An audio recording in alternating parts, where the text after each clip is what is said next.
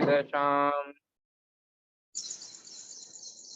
antavattu phalam tesham tadbhavati alpamedasham devan devayajho yanti madbhakta yanti mam api. Men of small intelligence worship the demigods, and their fruits are limited and temporary. Those who worship the demigods go to the planets of the demigods, but my devotees ultimately reach my supreme planet. Some commentators on the Bhagavad Gita say that one who worships a demigod can reach the Supreme Lord. But here it is clearly stated that worshippers of demigods go to the different planetary systems where various demigods are situated. Just as a worshipper of the sun achieves the sun, or a worshipper of a demigod of moon achieves the moon. Similarly, if anyone who wants to worship a demigod like Indra, he can attain the particular god's planet. It is not that everyone, regardless of whatever demigod is worshipped, will reach supreme personality of Godhead. That is denied here, for it is clearly stated that the worshippers of demigods go to different planets in the material world, but the devotee of the Supreme Lord goes directly to the supreme planet of the personality of the Godhead. Here the point may be raised that if demigods are different parts of the body of the Supreme Lord, then the same end should be achieved by the worshipping them. However, worshippers of demigods are less intelligent because they don't know to what part of the body food must be supplied. Some of them are so foolish that they claim that there are many parts and many ways to supply food. This isn't very sanguine. Can anyone supply food to the body through the ears of or eyes? They don't know that these demigods are different parts of the universal body of the Supreme Lord, and in their ignorance, they believe that each and every demigod is a separate god and a competitor of the Supreme Lord. Not only are the demigods parts of the Supreme Lord, but ordinary living entities are also. In the Srimad Bhagavatam, it is stated that Brahmanas are the head of the Supreme Lord, Kshatriyas are his arms, Vaishyas are his waist, and Sudras are his legs, and all serve different functions. Regardless of the situation, if one knows that both the demigods and he himself are part and parcel of the Supreme God, his knowledge is perfect. But if he does not understand, he achieves different planets where the demigods reside. This is not the same destination of the devotee reaches. The results achieved by the demigods' benedictions are perishable because within this material world, the planets, the demigods, and the worshippers are all perishable.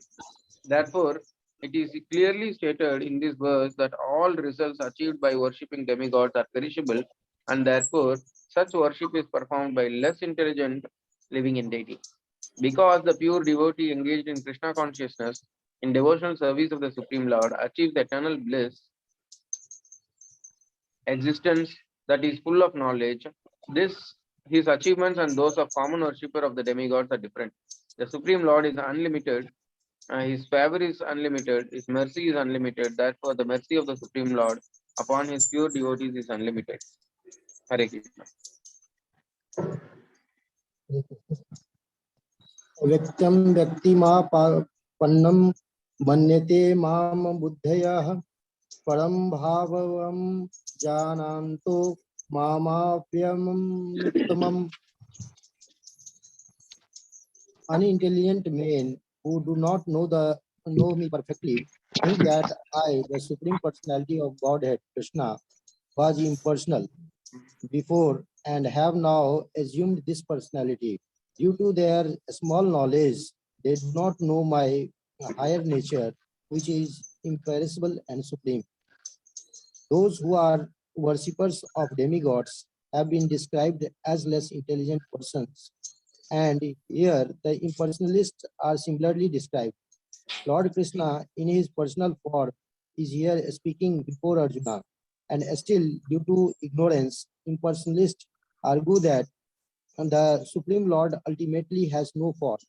Yamunacharya, a great devotee of the Lord, in the disciple succession of Ramanujarya, has written a very appropriate verse in this connection.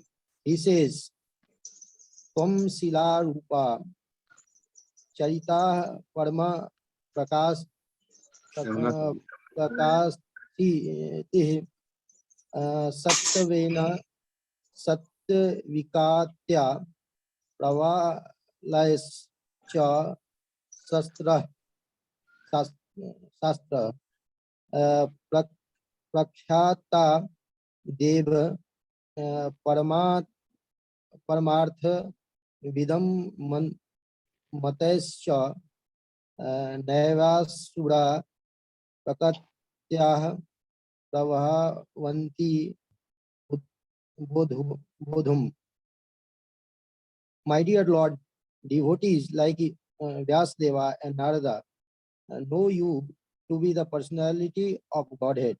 By understanding different Vedic literatures, one can come to know your characteristics, your form, and your activities, and one can thus understand that you are the Supreme Personality of Godhead. But those who are in the moods of passion and ignorance, the demons, the non-devotees, cannot understand you. They are unable to understand you. However, expert such non-devotees may be in discussing Vedanta and the Upanishads and other Vedic literatures. It is not possible for them to understand the personality of Godhead. Astrotra Ratna 12. In the Brahma Asmita, it is stated that the personality of Godhead cannot be understood simply by a study of the Vedanta literature. Only the mercy of the Supreme Lord can be personality of the Supreme be known.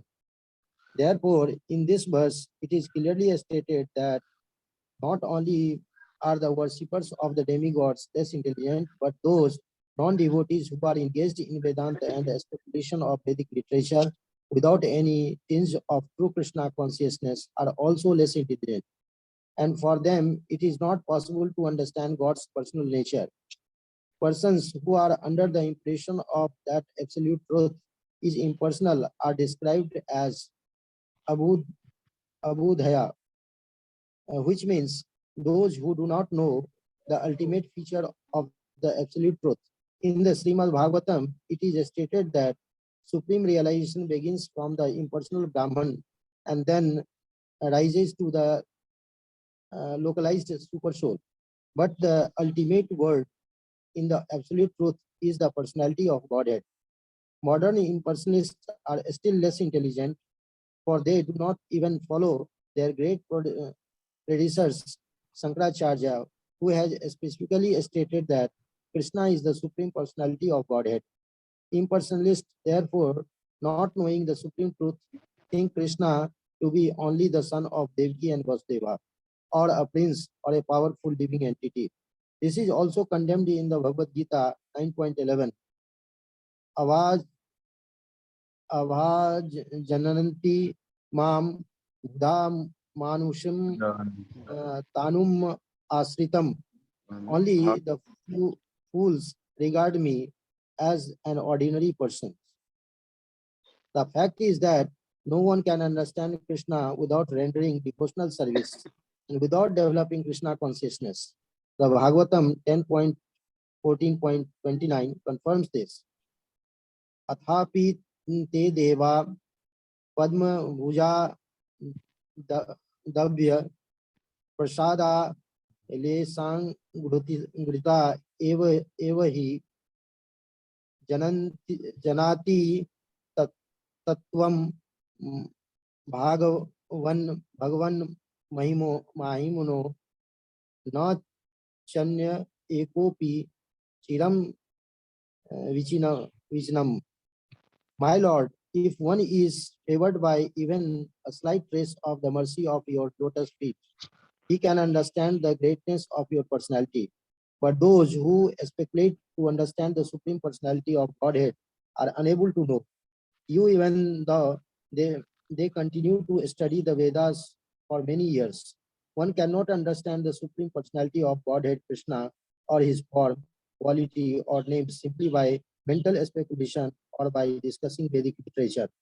One must understand him by devotional service. When one is fully engaged in Krishna consciousness, beginning by chanting of Mahamantra Hare Krishna, Hare Krishna, Krishna, Krishna Krishna, Krishna Hare Hare, Krishna, Hare Hare Hare, Rama, Hare Hare Rama, Rama, Rama Rama Rama, Rama, Hare Hare. Hare Hare. Then only can one understand the Supreme Personality of Godhead. Non-devotee impersonalists think that Krishna has a body made of this material nature and that all his activities, his form, and everything are Maya. These impersonalists are known as Mayavadis. They do not know the ultimate truth. The 20th verse clearly states, Kamayas tes ter hata jina par padyante naya devat devat. Those who are blinded by lusty desires surrender unto the different demigods.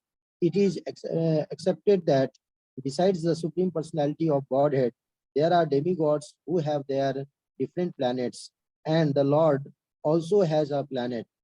As stated in the 23rd verse, Devan Deva Bhajo Yanti Madbhakta Yanti Mam Api.